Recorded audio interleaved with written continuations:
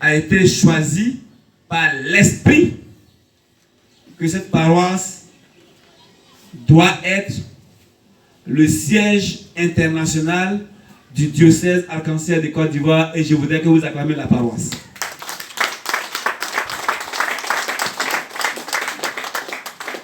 Mais pourquoi diocèse Arc-en-Ciel? C'est pourquoi nous vous donnons ce feuillet pour apprendre. Nous voudrons dire que, en introduction, que le mot arc-en-ciel, c'est un faisceau luminaire qui, avant chaque tornade, ou bien chaque pluie, ou bien chaque arrêt d'une période à une autre, nous fait un signe pour dire que soit il va pleuvoir, soit il ne va plus pleuvoir. C'est un signe par l'heure de la part de Dieu. C'est un signe signalisateur de la part de Dieu. Mais nous disons que notre paroisse, notre diocèse s'appelle Arc-en-Ciel. Pourquoi? Dans le mot arc-en-ciel, avant d'y arriver, vous allez comprendre pourquoi il y a cette couleur dans l'arc-en-ciel. Dans l'arc-en-ciel, la première couleur, parce que vous qui dessinez à l'hôtel, vous faites des erreurs. Il y a un ordre à suivre. L'ordre à suivre est le suivant. Le rouge, l'orange, le vert, le jaune, le bleu, l'indigo et le violet. L'indigo qui est différent du marron. Parce que nous mettons le marron et on le croit que c'est l'indigo. C'est l'indigo. Mais nous voulons vous dire que à l'ancien temps, les archanges sont des êtres qui se tiennent devant le trône du Créateur. Ils incarnent et manifestent chacun un aspect de l'Esprit de Dieu, présenté dans la Bible comme un arc-en-ciel. Vous pouvez le voir dans Apocalypse 4, verset 5. Et nous persévérons mieux cet esprit lorsque il est décrit comme les 7 feux qui sont devant le trône de Dieu. Chacune de ces couleurs de l'arc-en-ciel est une manifestation d'un aspect de l'Esprit de Dieu. C'est pourquoi il ne faut pas travestir la couleur. Chaque couleur est une manifestation de la puissance de Dieu. Le rouge correspond à la puissance. La puissance. Le jaune correspond à la richesse. Je vous demande une chose. Quand vous plantez du riz, est-ce que quand le riz est vert, vous le décortiquez? Non. Le riz doit jaunir. Et puis, vous le décortiquez. Et il y a le vert, il y a la sagesse, il y a la force, il y a l'honneur, il y a la gloire et il y a la louange. Donc, chaque couleur a une signification spirituelle. Mais après avoir construit l'arche, vous voyez, dans la Bible, dans Jésus 6, à partir du verset 8, quand Moïse a construit l'arche, non, je dis, Moïse a construit l'arche de l'alliance et non pas le bateau de Noé. C'est différent. C'est une boîte. C'est une boîte, c'est une caisse dans laquelle se trouve le chandelier, la Bible et les 10 commandements de Dieu. C'est ce qu'on appelle l'arche de l'alliance.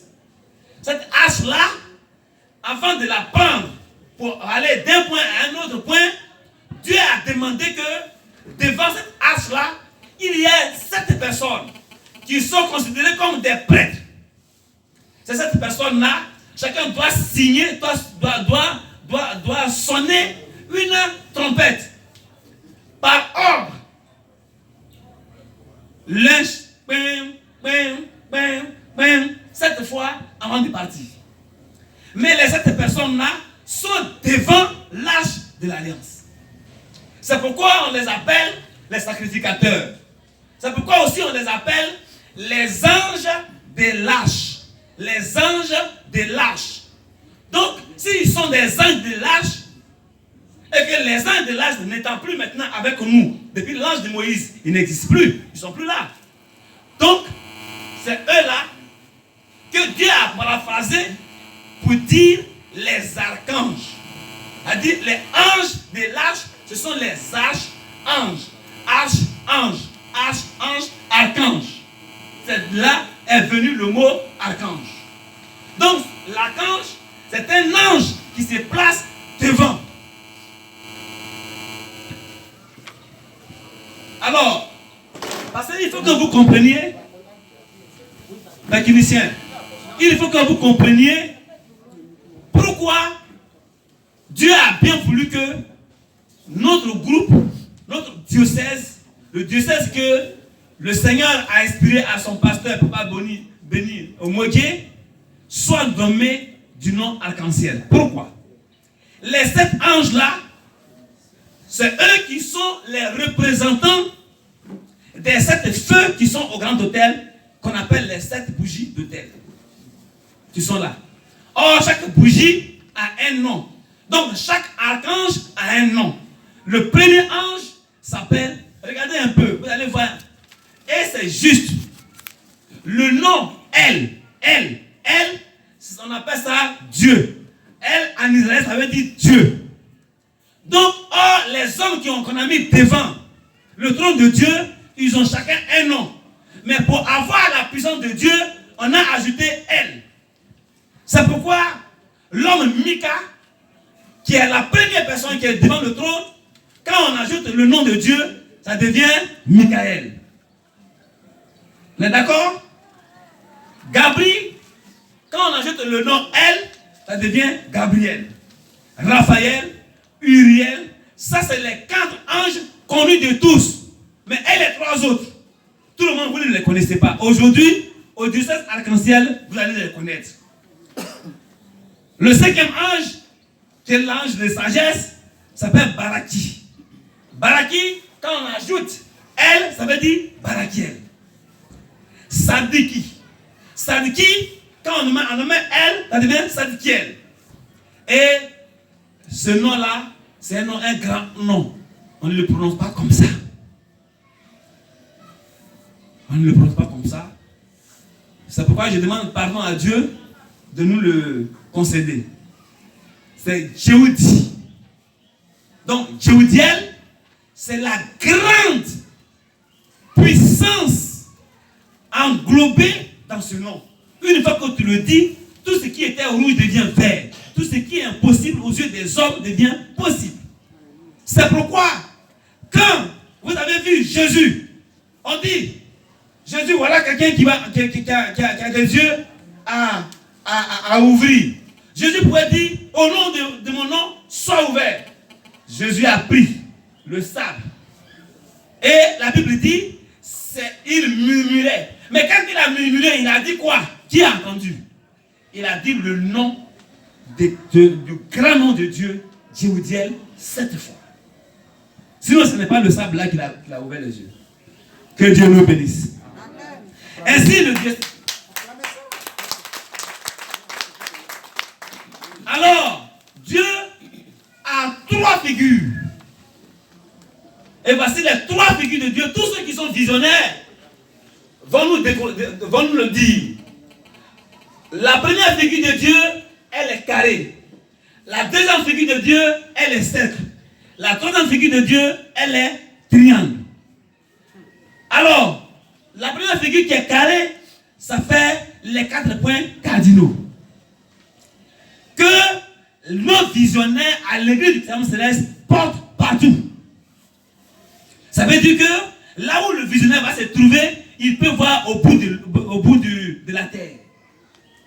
Un visionnaire ne va pas me dire que je ne suis pas à Landouci, je ne connais pas ce qui se passe à Landouci. Parce qu'il porte le cou carré. Le cou rond que nous portons tous, c'est l'œuf. C'est l'image de l'œuf qui est le monde.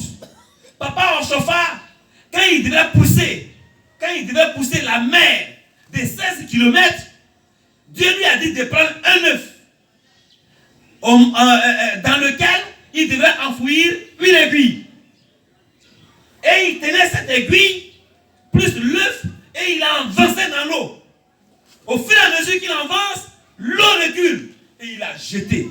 Et l'eau a reculé de 16 km. Acclamons Saint-Dieu. Donc, c'est cet œuf-là qui est la rondelle que les hommes et nos mamans portent. Parce que si tu n'es pas visionnaire, il ne faut pas porter coup carré. C'est courant chez nos mamans et c'est courant chez nos frères. Mais, troisième figure, c'est la louange. C'est ce qu'on représente dans les camailles. C'est une figure de Dieu. C'est pourquoi tous les choristes sont des anges. C'est pourquoi l'Église dit tous les choristes sont des anges. Aucun choriste n'a le droit de tomber malade. Un profane a le droit de prier pour un choriste. Lorsqu'il tombe malade, qu'il porte sa camaille et qu'il aille se coucher sur le podium, il est guéri au nom de Jésus-Christ. C'est pourquoi on demande à tous les chrétiens célestes de passer d'abord à la chorale pour recevoir la force de la bénédiction. Vous avez vu un choriste pendant le culte qui prie? Qui a vu un choriste qui prie? Eux, ils bavardent. Aucun choriste ne prie. Ce n'est pas parce qu'ils ont refusé de prier. C'est l'esprit qui les anime, qui les pousse à faire cela. Un choriste ne prie jamais. Parce qu'il ne peut pas faire deux sortes de prières. Il chante. C'est la prière. Il va prier en haut. Seigneur, pardonne-moi. Il a prié. Donne-nous le bonheur. Il a prié. Ça, c'est dans le cantique. Hein? Combat, Jacques, il a fait. Non, tout ça, il n'a plus le droit de dire Jéhovah. Non. Il n'a plus le droit. Ce n'est pas parce que Dieu lui dit, mais c'est comme ça l'esprit qui l'anime. Donc, ça peut vous dire qu'au diocèse arc-en-ciel, nous allons appliquer, et je le dis hautement, nous allons appliquer authentiquement ce que Dieu a donné au pasteur Biroui Samuel Joseph Ochofa. Que Dieu nous bénisse. Amen. Ceci dit, c'est pourquoi celui qui n'a pas reçu cette information spirituelle, qu'il le fasse photocopier et vous allez lire avec les versets bibliques à l'appui. Voici en substance la première introduction que je voulais vous donner. En B, je vous l'ai dit.